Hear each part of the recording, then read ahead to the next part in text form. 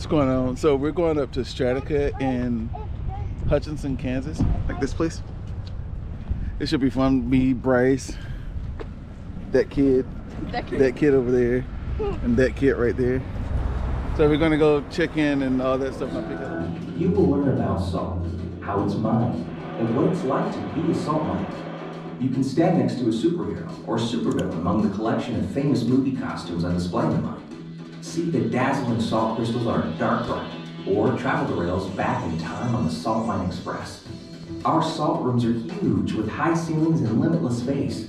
The layers of salt and mud you'll see were formed millions of years ago when this area was completely underwater. Some visitors tell us that breathing the salt there helps people with allergies. The salt in our mine has not been processed like table salt. Please don't lick it. And for your safety, don't pick at the salt walls, even if the salt is loose. Sorry, no smoking, tobacco products. Figure it around the elevator down. So here we have our hoist. It is a double-deck hoist, meaning that there are two rooms identical to each other, one on top of the other. Each room holds about 15, 16 people for a total of 30, 32 going down or up at any given time. However, there's not that many of us, so we won't have to worry about that.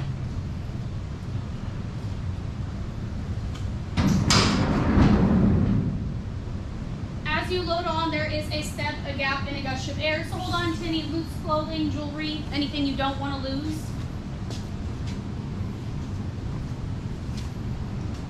Slow down, guys, not all at once. Nobody wants to be first. It's okay, there's not like a pop quiz or anything. Oh, perfect. That's not what I'm worried about. Oh, that feels good.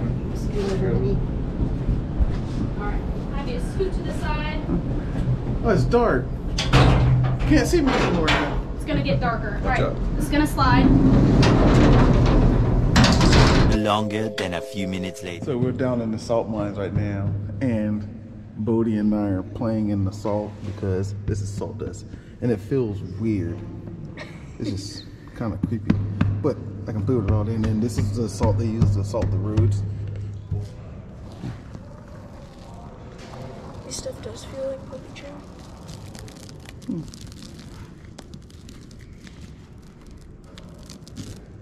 It's kind of cool. She was about to. She was like, oh crap. They hang their road signs in the cave where the roads are. Huh. For the city. This is really cool. I love it. It is. Huh. So this airport road directly above us? Yeah. I don't hear any cars. Is Airport Road a busy road? It's 650 feet below ground. 650 feet below ground with rocket Just like car falls. Huh. So what? Nobody can hear your screams. My hair! And like they started digging. In 2004? Mm-hmm. Really? And then when in 2005, I think they opened it to 2 years. I'm not sure. Huh. That's not even that long ago. Derek, what does this say? It's almost 20 years ago. The area you are walking through, called the Narrows, is the most recently mined area of the museum. From December 20th to 23rd, 2004, miners blasted this area to connect the newly dug shaft to the rest of the museum area. It's kind of cool. Oh, can we do that? Hello. Alright, so you guys have arrived in our gallery. So this is going to be a bunch of geology and mining exhibits. The best way to navigate through this area is to actually zigzag from exhibit to exhibit back and forth. It's one big loop, so when you hit the tire at the end here, you're going to loop around to the train area and someone will grab you from there. Okay, thank you. Thank you. You're welcome.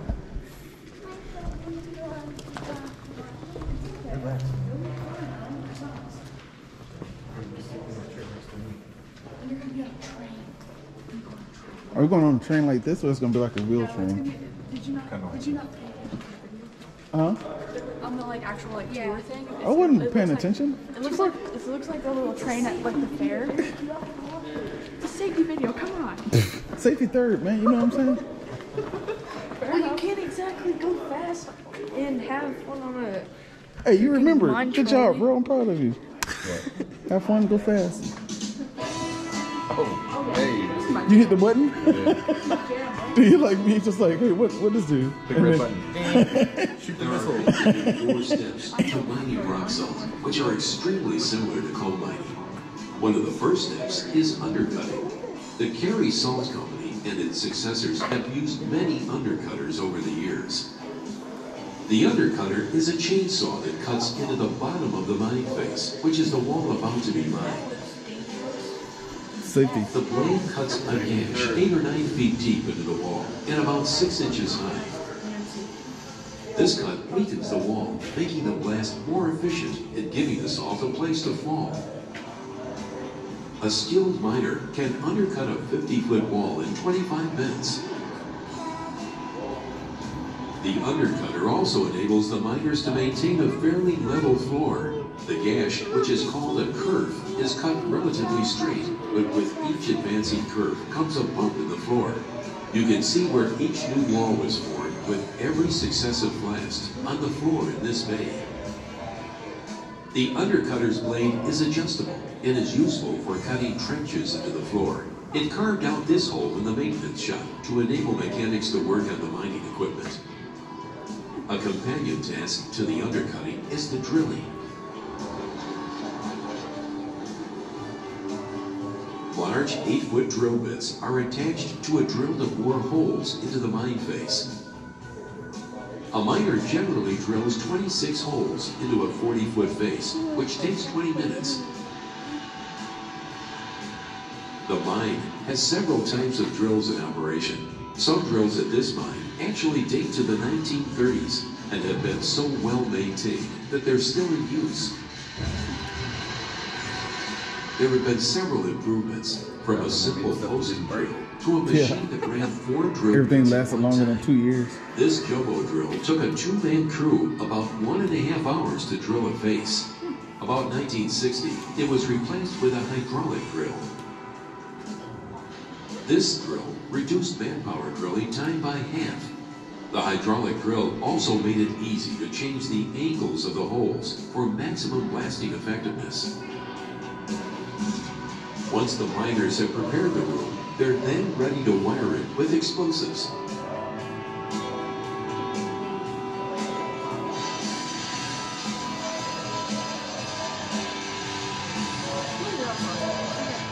Woo! Later, they used the non-electric fuse and cap method of blasting, which, because the burning fuse was visible, was safer. After the holes are drilled, the powder man comes behind the driller and prepares the holes for blasting. Blasting caps and detta primers are inserted into the holes. Then, an explosive shock tube is used to fill the holes with ammonium nitrate using an air compressor. The blasting caps are tied to one fuse and their detonation is staggered. First, the central lower holes are blasted, then the middle and outer holes, and then the top area. Even with the delays, however, to blast one wall only takes about a second. Usually 5 walls are blasted each day. At 3:30, the end of the day's shift, everyone leaves the mine face but the powder man and one other miner who remain behind to blast. The caps are set, giving them 4 minutes to get to safety, about 300 yards away. What took all day to undercut and drill is blasted away in less than 5 minutes. About 250 tons of rock salt is produced for every 40 feet of wall. Between 500 and 1,000 tons of salt come down every day, ready to be crushed and hauled topside.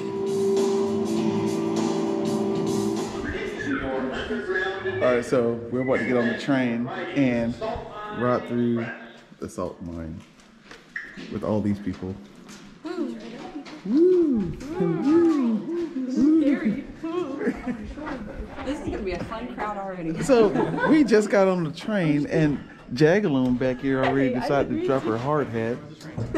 I didn't mean to. Oh, I didn't mean to, Fish. And Derek keeps on rocking the train a bunch. Cause I wanna rock! Ready to start our journey into the mine. Remember, for your safety, you must remain seated at all times.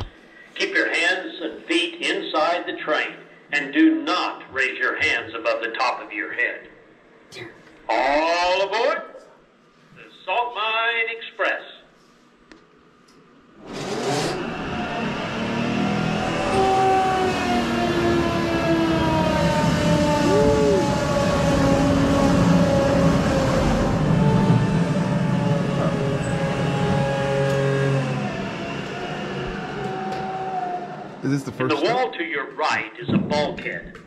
A bulkhead is what the miners call a wall that was used to direct airflow. This bulkhead is made of 1.5 inch thick tongue and groove planks, supported by 6 inch by 6 inch timbers, and sealed with black tar paper on the backside to keep air from that part of the mine from coming into this side. It was slowly being crushed by the roof, but as you can see, it finally came down. On the platform are a couple of two-thumbed gloves. In the 1940s, when this area was being mined, everyone conserved materials for the war effort. The miners would wear the gloves until they wore out the palms. Then they would wear them on the opposite hands, using the second set of thumbs until they wore out the backs of the gloves. Now, stories have been told that Mr. Carey, the owner of the Carey salt mine, was always after the miners to pick up their trash and not contaminate the salt. Well, apparently a miner rolled up these gloves and stuffed them in a blasting hole, because that's where we found them 60 years later when we opened this part of the museum. Now, if you look closely at the salt wall to the right, it appears there's another glove stuffed in a blasting hole.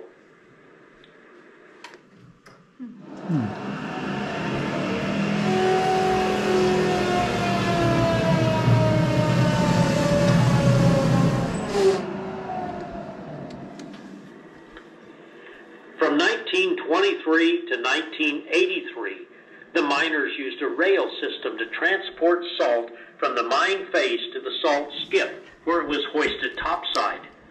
Then, in 1983, they switched to a conveyor belt system. On the left is a car that was used to haul salt, and railroad tracks that were abandoned when mining left this area in the 1950s. The miners would use the same rails and ties over and over, since bringing more down the skip was both time-consuming and costly.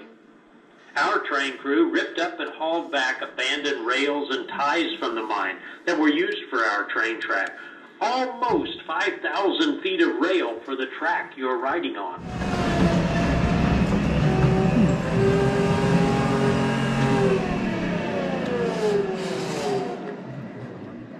Everything that comes down in the mine stays in the mine. And if you look at the lit area, you'll see that this is even true of mining trash. Now, we know this area was mined in the 1940s and used as a break area in the 1950s. And we found many name brand products in this trash pile from that time period, and some of which are still around today. There are a couple of things that we noticed here.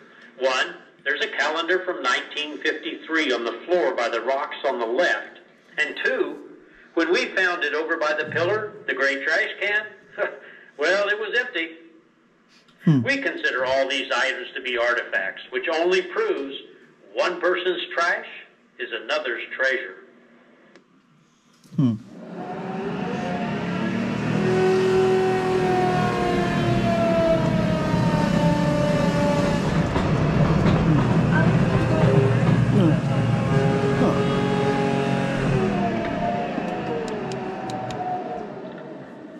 In case you were wondering, trash isn't the only thing miners left underground.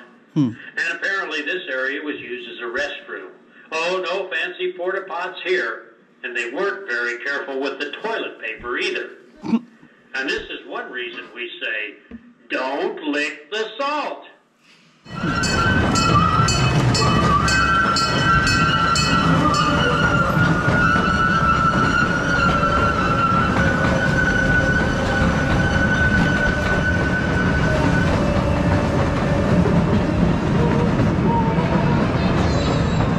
That was the salt mine train ride. So first thing, if I can have everyone go ahead and fasten your seatbelts. Seatbelt.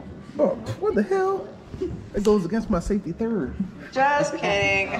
There are no seatbelts. But thank you guys so much for paying attention. There are no seatbelts? There are no seatbelts. Pulling out of this thing. Safety third. Exactly. All right. So just a few things. First, at no point during the ride should you get off of the tram. If you lose anything or anyone, please just yell out Rachel, and I will go ahead and come to a complete stop and retrieve that item or person for you. Kind of like James So from Avery. 1923 to 1983, the rail line was the lifeline of the mine, before it switched over to the conveyor belt system in 1983.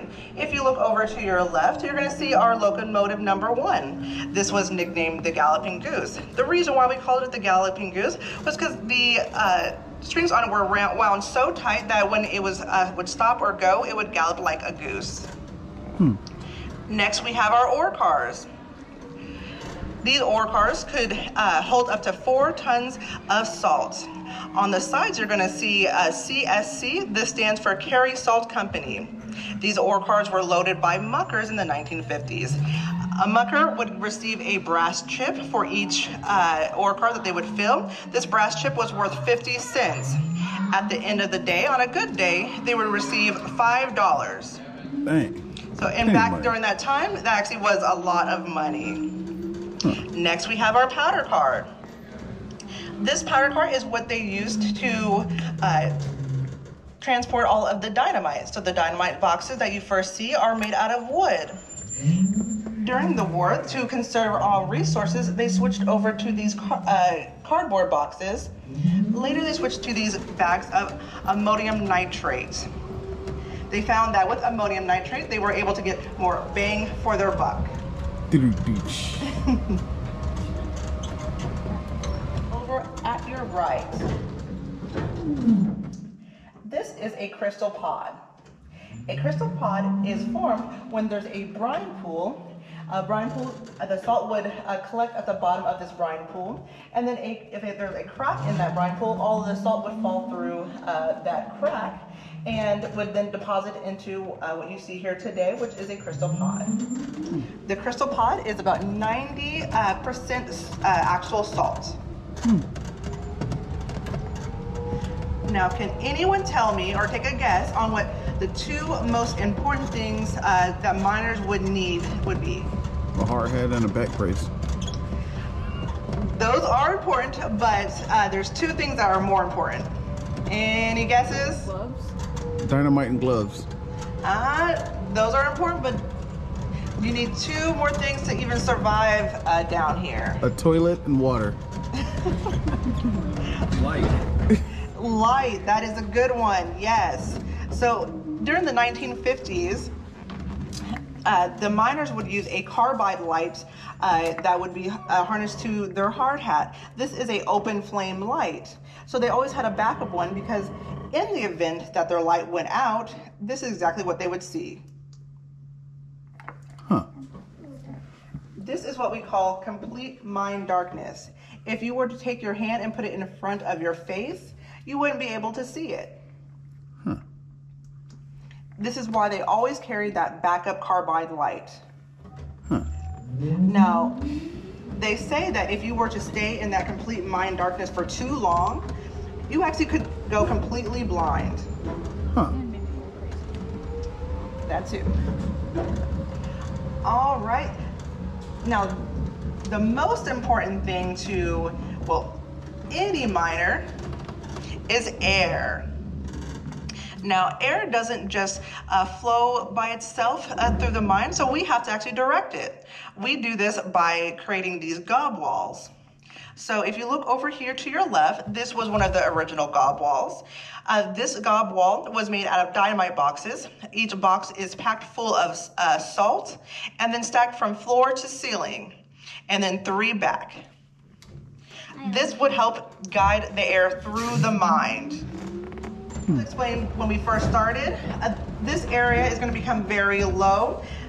So please do not have your hands above your head because it will scratch your hands and salt in a wound will burn. All right, but if you look up, this is an example of red salt. So in the 1950s when they were mining in this area, most of the salt was used to feed livestock. Now farmers found that their livestock did not like the taste of that red salt, so the miners would throw it to the side. over to your left here is a better look at that beautiful crystal pod.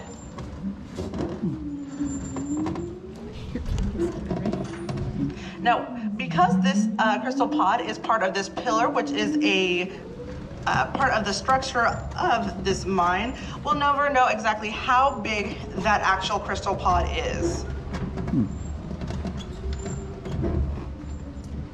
Now, going back to the airflow here in the mine, we'll have some more examples of some different types of gob walls. That picture on the left here, in the back, you're going to see one of the original gob walls.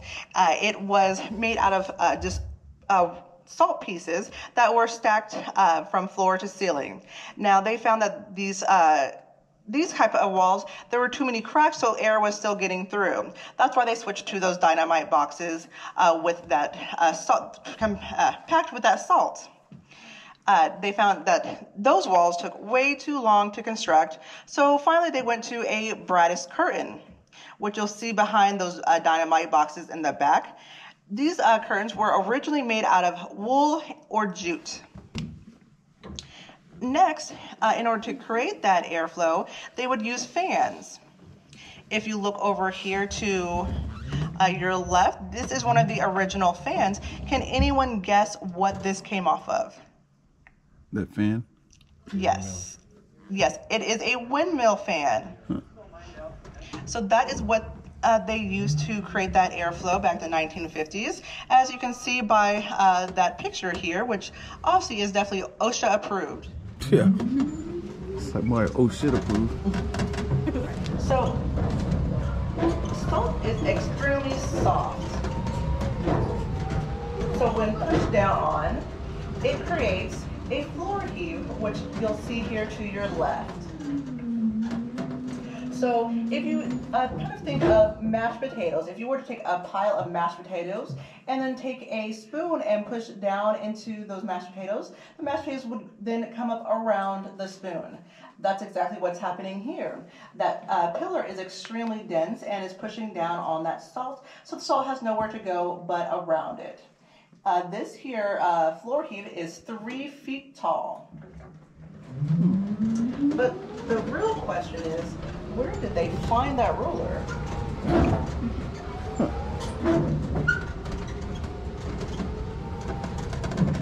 Next we have a picture of a roof sag. So our maintenance crew, they go around daily and check for any loose salt that's coming off of this ceiling, and they use one of these scaling bars to actually bring it down.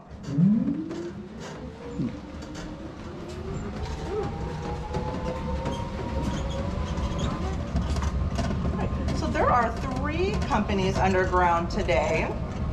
There's STRATACA, the museum that you're visiting today.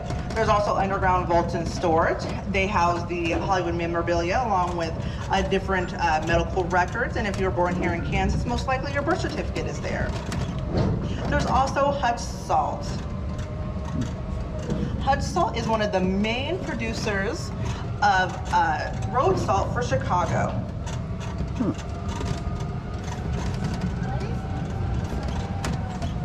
Can anyone take a guess on what type of make and model this vehicle is? A Jeep. No. Ford. No. Willys. Yes, it is a 1932 Chevy pickup. Huh. And that's why it's sitting there like a rock. Now, you'll notice a few things about this Chevy pickup. First, it has no roof, no doors, and no windshield. The reason that is anything brought into the mine has to come down the shaft. So if you don't need it underground, it's left topside. Now they have to completely tear this vehicle apart and then bring it underground and then put it back together. That's why they leave that windshield, those doors, and that roof off, because there's no weather underground. Now, you'll also note that this is an electric pickup. The reason is Kerry Salt, he wanted to make sure that the emissions here underground stayed very low. So most of the items or equipment was all electric. So there is a 200-foot power cord that they would plug in. Now, rumors say that the miners, during their downtime, would plug that Chevy in and drive as fast as they can until it unplugged, and then coast to see who could go the furthest. Sounds like fun. Now, I don't know if there's really a winner in that scenario because someone still has to push it back to the starting line. Yeah. Back to the power source? Exactly. Sounds like fun. So if you look over here to your left, this is what they used to find out the mine closure rate. They found that this mine closes in on itself at a pace of 500, so 1 inch per every 500 years. So I think it's safe to say that we'd have enough time to get out of here. Never had a chance. Now, because the mine closed in on itself too slow, they went to the Lions mine. The Lions community, they were not too thrilled to have the Atomic Energy Commission there trying to house their nuclear waste, so they ran them out of town. The AEC finally ended up in New Mexico, where I hear that they still get glowing reviews. You may pick up a piece of salt that is the size of your palm, and you have about 5 minutes before the lights go off. Sweet. All right, you may exit now. Sweet. Oh. Dang, my helmet hasn't fallen off yet. Huh.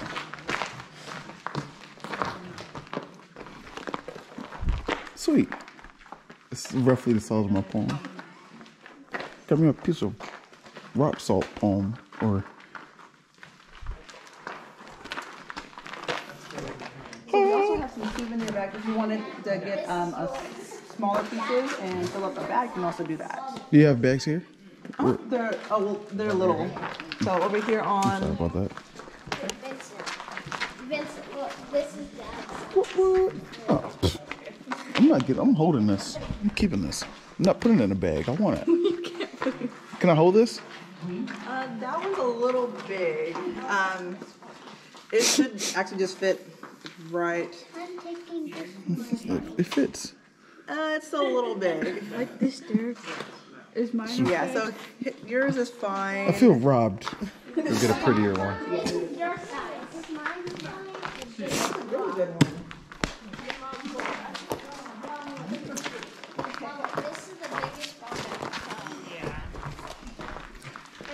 That one's good. I got robbed. Made me meet Rocky. I named my rock Rocky. And when you guys are done, go ahead and get back onto the tram and we'll keep going. Why are you showing your viewers the light? Because. Go into the light. Oh, no. Blinded by the light. You're Yeah, I know, you know what I'm saying. Took years to get to this level of singingness. I'll go around for you. Singingness? Singingness. Singingness. It is a word. Okay. What's the word? Singingness? Sing itness? Yes. What does that mean? Because I'm a singer in this.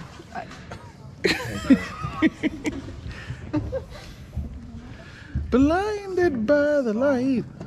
Lived up like a douche, another runner in the Here today. If you enjoyed the tour, my name is Rachel. If you did not, my name is Raquel. Raquel. All right. So if you're done here today, you are more than welcome to exit and head back behind you to the hoist. That'll take you back topside. You're also able to go through our gift shop. And that concludes our tour today. Sweet. We're getting back on the tram. Or what's the go upper? Hoist. The hoist. We're getting on the hoist. It's tall ass step. And It's weird. whee! Oh, yeah, I wondered if that was gonna happen. Alright, this door's gonna slide right by you.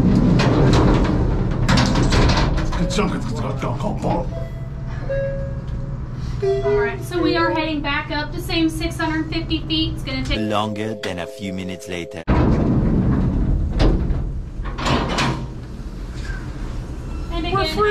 step off, there is that gap in a gush of air. And just wait by that door for me, please. We're free. We're free. Bye. Well, we just left the salt mine and we're done for today. So please like, subscribe, and comment below, and I'll see y'all in the next video. Later.